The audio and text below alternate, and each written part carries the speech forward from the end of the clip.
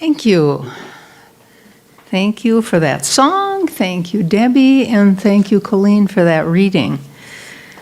I'm going to start out with just reminding you that this month of June, we're talking about personal empowerment, different ways we can empower ourselves.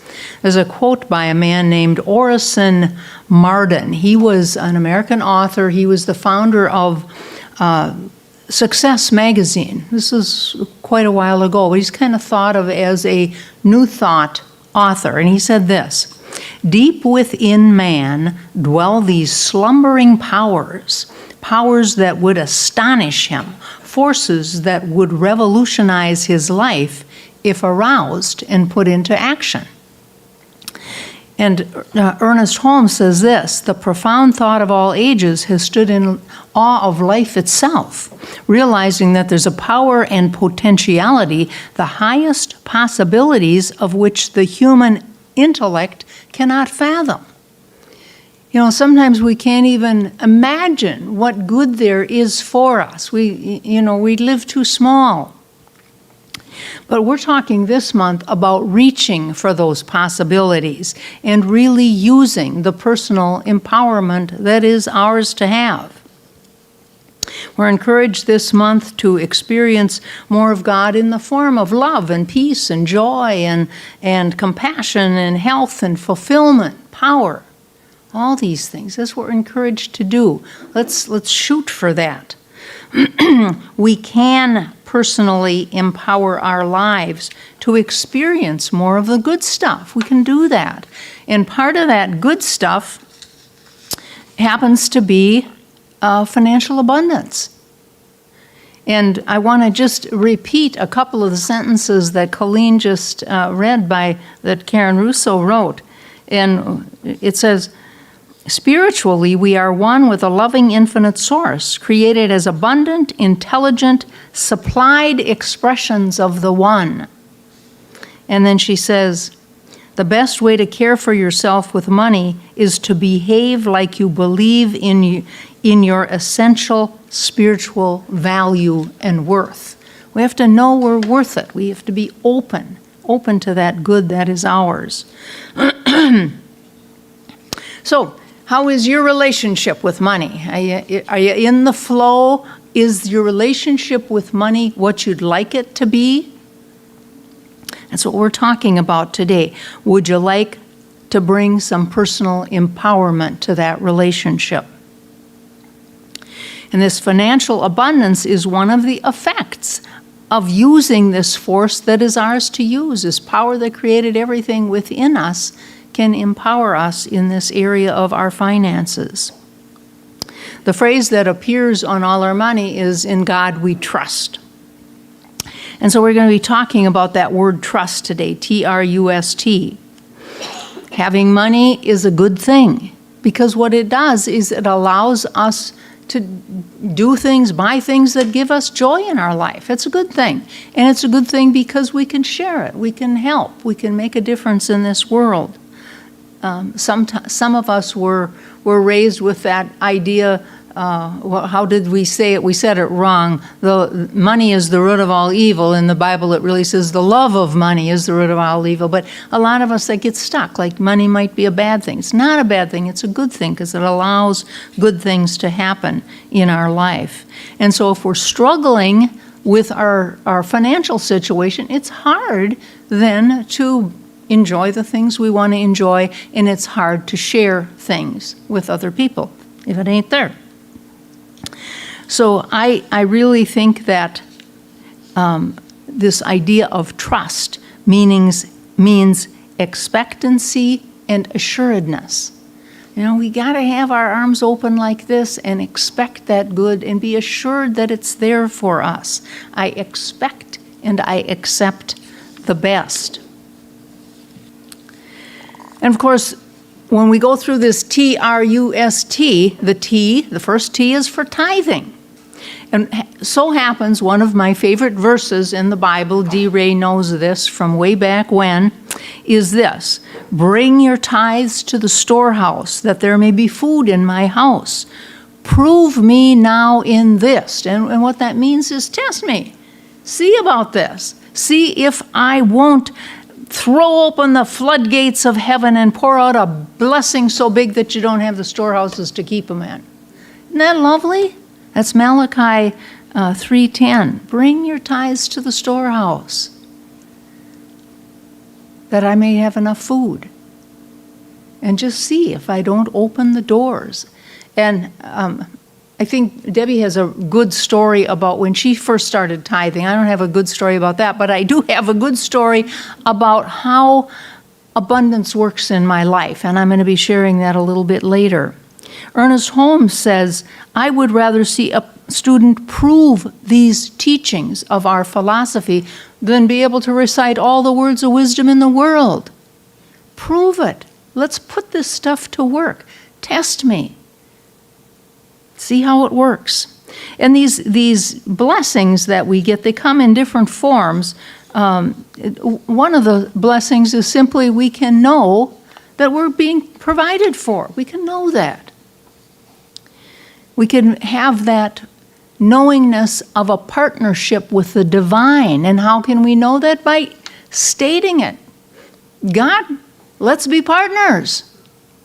I want your guidance in this. I'm going to share the wealth with you. Help me along, lift me, guide me. I'm up for that. Sensing of God's presence all the time. We're never alone. We don't have to struggle through this. God is with us every moment. And when we do this, we stay open to ideas and inspiration. You know, that's one of the blessings we get. Guidance. What should I do next? We stay open to that ideas, and we can know that all our material needs are met. So to be personally empowered, why not say, God, let's be partners? Easy as that. You know, we don't have to treat our relationship with our higher power as something we have to tiptoe around and put on a special white piece of cloth and get down on our... No, none of that. Just simply, God, maker of everything and everyone, powerful, all love. Let's be partners. What a powerful, powerful thing. And what a difference. Test him. Test God. See how that works.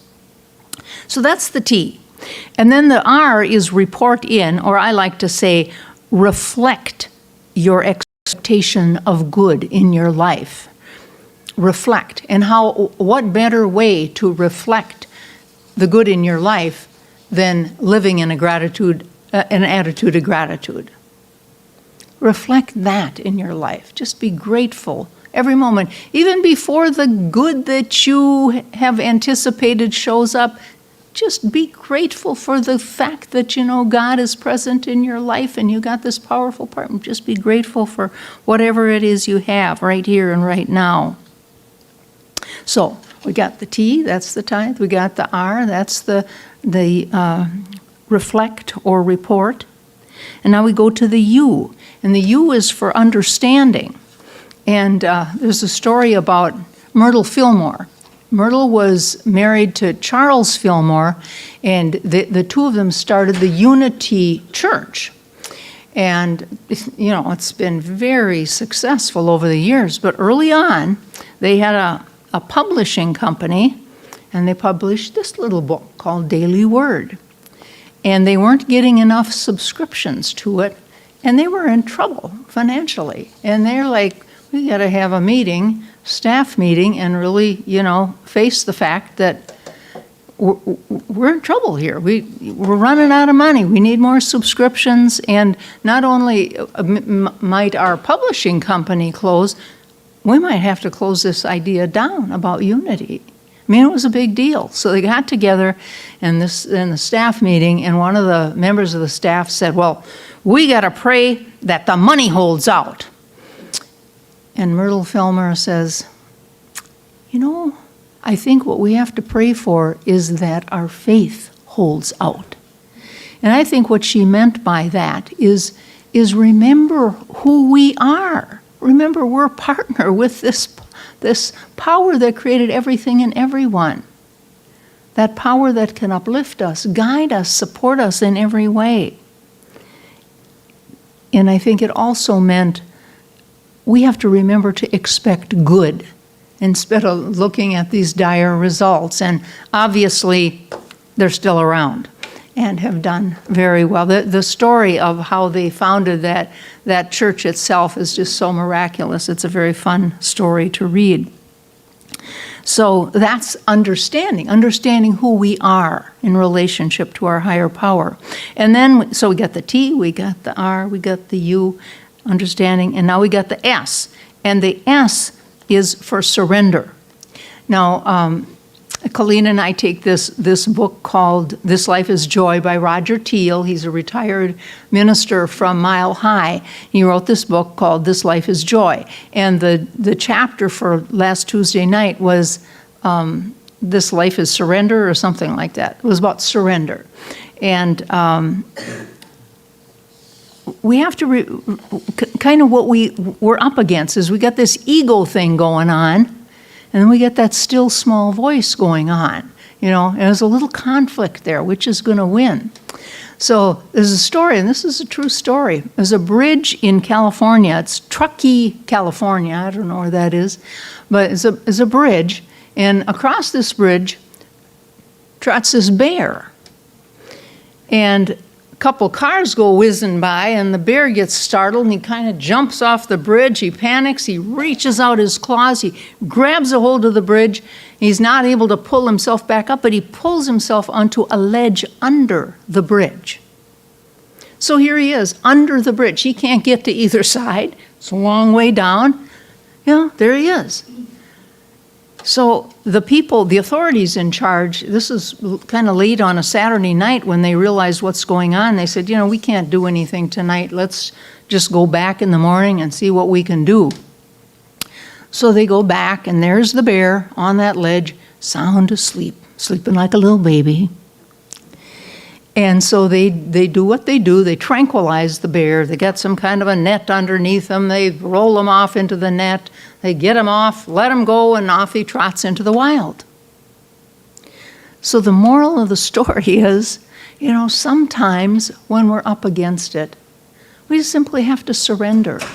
And in this case, and in my case, sometimes that means take a nap. Get your rest. And oftentimes, for me, whether it's a nap or a good night's sleep, things look different in the morning.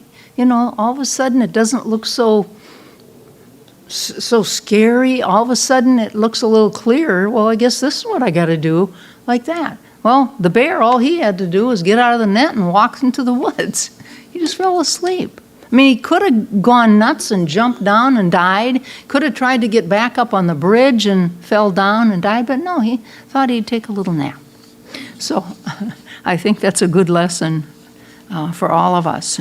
So surrender, that's a good thing. Sometimes we just have to say, hey, I'm not going to think about this right now. I'm not going to.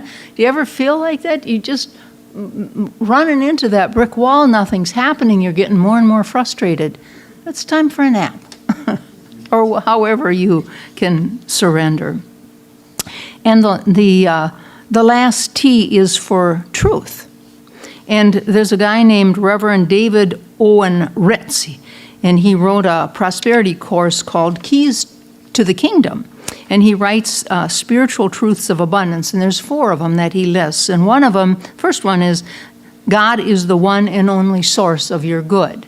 And what a wonderful thing just to remember, We don't have to worry so much about, okay, well, that stock market better turn around. We better get out of this bear market or I'm in trouble. God is the source of our good. We will be, whatever we need will be available to us. The abundance truth number 2 is abundance is here and now a reality. We are surrounded by lavish abundance. Dee says, almost every time when we come to church or we're driving around, she says, is it particularly beautiful this year? Are the trees more green? It's just beautiful. There's just so much lushness and beauty in our world. Abundance is here. We're surrounded by it. Truth number 3 is abundance is inexhaustible. It's like the flower seeds germinate, grow, bloom, seed themselves, die. The process starts over again, just like it does with the stars and the galaxies. They do the same thing. Everything is a part of the ongoing creative process. Abundance is inexhaustible because the Spirit's giving is ceaseless. What a beautiful thought. What a beautiful thought that is about abundance. Spirit's flow of abundance is ceaseless. And then the fourth truth is everyone deserves abundance.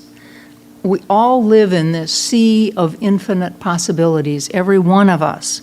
And there's more than enough for everybody. The Bible says it's the Father's good pleasure to give you the kingdom. Isn't that beautiful? Father's good pleasure to give you the kingdom. We don't have to grovel. It's there for us. So I'm just going to review these TRUST. The T was for the tithing.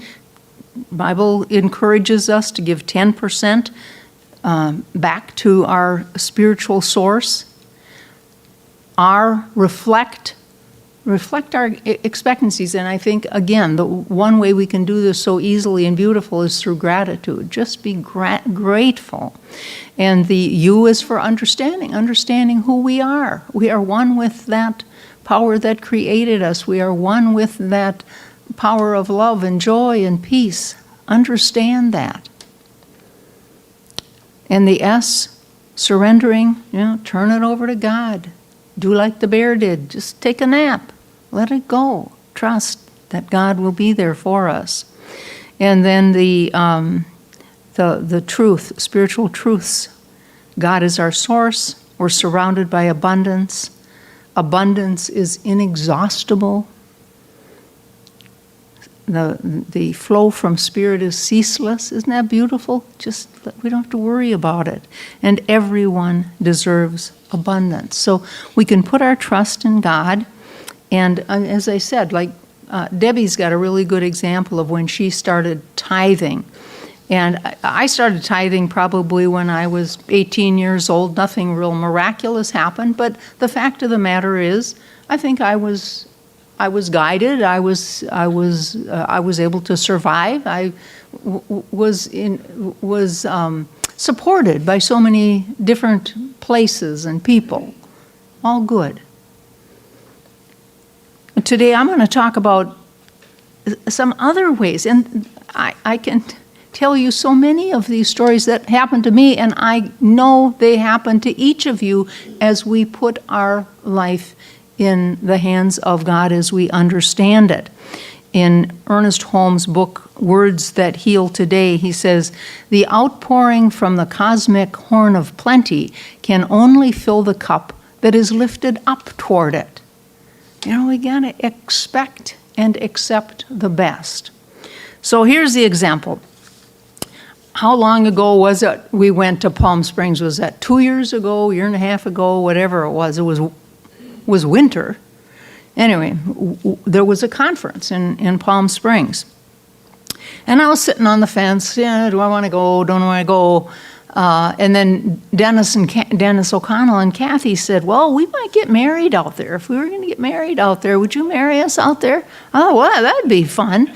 And then I talked to this other friend of mine, a minister from Baton Rouge. She and I did some classes together online. I got to know her pretty well.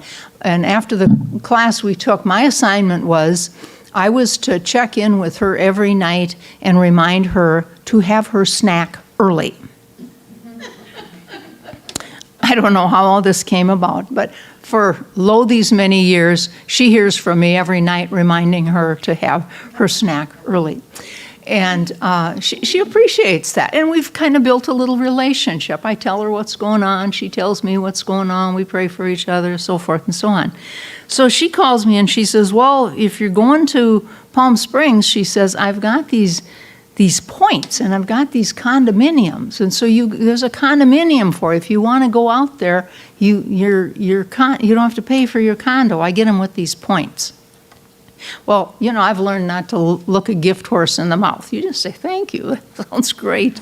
So that kind of made up my mind. And then I looked into the airfare, and I found out that I had a ticket that I was going to take to Arizona that got canceled because of COVID. So I had those points or whatever they are. So I was able to use those with more left over. So I wasn't paying for my airfare. I wasn't paying for my hotel. It's like, I like the way this is working.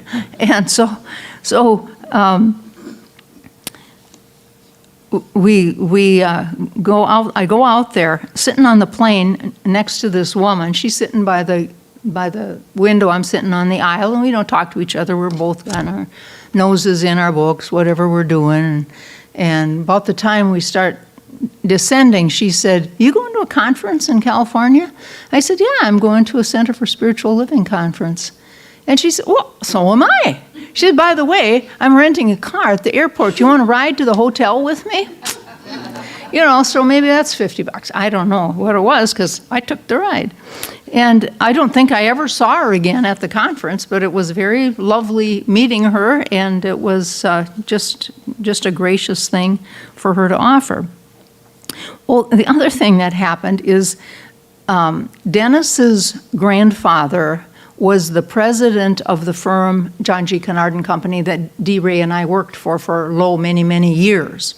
And so he's out there, and he lives like 10 minutes from the hotel where we're meeting. Dennis says, "By the way, my grandpa wants to take us to lunch."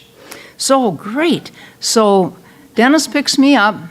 We go pick up Howard at his lovely home in Palm Springs, and we go to the lovely golf course and the lovely building where they have lunch and stuff. Just absolutely fabulous. Now, Howard, I was kind of a newbie, and Howard, I don't think, really knew me very well at all. I don't know that. I think I was Joni to him instead of Joanne. But when we got there to see him at his house, he opens his arms like this and he said, "Joanne, it's so good to see you," gives me this big hug. We go to lunch. He doesn't leave my elbow, correct? He's at my elbow, and everybody's like, "Well, yeah." Nobody else got a chance to talk to him because there were a few of us around the table, but it was just delightful. And blessing after blessing. So then it's time to come home. So I'm at the condominium, and my friend Larry Marie left her condominium a little earlier, because like in the middle of the night, because she had to go really, really early. So I was just going to call an Uber and get there by myself later. So I get a call from Kathy and Denny, and they say, "Oh, we're sending a car for you to take you to the airport. What time do you have to be there?" I'm like, "Send a car for me?" "Yeah, we got this deal. I don't know about a deal, but sure enough, on time, this guy shows up in his car. I jump in the car, off we go to the the whole trip was like magical. And then I hadn't said anything to Debbie or Jeff or the board or anybody about going and paying for it, because I thought it was so last minute, and I made my own mind up, and I just thought I would do this myself. This would be my nickel. And then a week or so after I got back, I get a check covering a lot of my expenses. So to me, nothing miraculous happened when I decided to tithe, but I think my whole life is a series of stuff like this. And it can be in everybody's life as we're open to it. And we decide, I'm going to be open to goodness. We got to have our, the horn, what does it say here? The horn of plenty's got to be facing up. We got to be able to catch that good that is there for us. So what a blessed time that was. Our lives can be really sweet when we're open to that personal empowerment. And I want to repeat what this Orison Marden says. He said, "Deep within man dwell these slumbering powers that would astonish him, forces that would revolutionize his life if aroused and put into action." So we can all do that. So I'm going to ask you, if you like, take a deep breath, and we're going to do a spiritual mind treatment here. When I say spiritual mind treatment, I'm talking about an affirmative prayer. I'll say it in first person as though it's just for me. It's for you too. So I know that there is but one power in the universe, and that power is got the perfect solution to any perceived challenge in my life. That power can be my partner. That power is love and joy and peace and abundance and all good. And it is within me. It experiences life in, through, and as its creation. And even though there are times when I've forgotten my oneness with my higher power and forgotten that I've got this powerful partnership, forgotten about my personal empowerment, even though there are times when that has happened in the past, I now declare my trust in that very power. And I go through that TRUST. I tithe and I show a reflection of my trust by living in gratitude. I remember to understand who I am, my partnership, my oneness, that I am a child of that very creative source. I understand that. And I surrender. Don't beat myself up. Surrender. If I need to, take a nap like that bear under the bridge. And I trust in the truth about abundance, that God is my source. I'm surrounded by abundance. Abundance is inexhaustible because the flow from Spirit is ceaseless, and everybody deserves abundance. And I'm grateful for my partnership in this life. I'm grateful that this is the way the law works. I just speak my word, and it is done unto me as I believe. I'm thankful for the certainty of the law. And I release these words now to that beneficent conspiracy for perfect manifestation. So it is. Namaste.